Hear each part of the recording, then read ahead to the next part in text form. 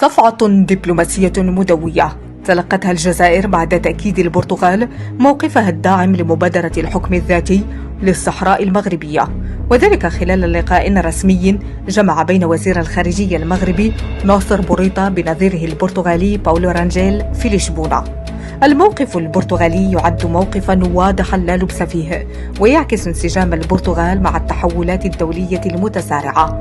الرسالة الداعمة من لشبونة تعد دلالة إضافية نظرا لتوقيتها، فهي تأتي بعد عام تقريبا على زيارة رسمية قام بها عبد المجيد تبون إلى البرتغال في ماي 2023 عقب البيان المشترك الأول بين المغرب والبرتغال.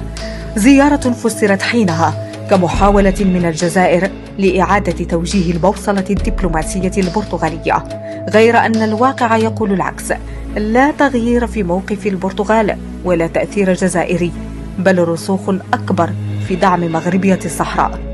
المغرب يراكم الاعترافات الدولية واحدة تلو الأخرى، ويقود دبلوماسية هادئة مبنية على الشراكة والتنمية والاستقرار، ويمضي بثبات نحو المستقبل من خلال تكريس موقعه كشريك دولي موثوق. في المقابل تستمر الجزائر في خوض معارك خاسرة تصرف المليارات على دبلوماسية الاستعراض والإنكار. وزير خارجيتها يجوب العواصم، والنتيجة لا شيء سوى المزيد من الخيبات، لأنها تراهن على كيان وهمي قائم على المعاناة والدعاية السياسية، في وقت يجمع المجتمع الدولي على أن مشروع الحكم الذاتي المغربي هو الحل الواقعي والعقلاني.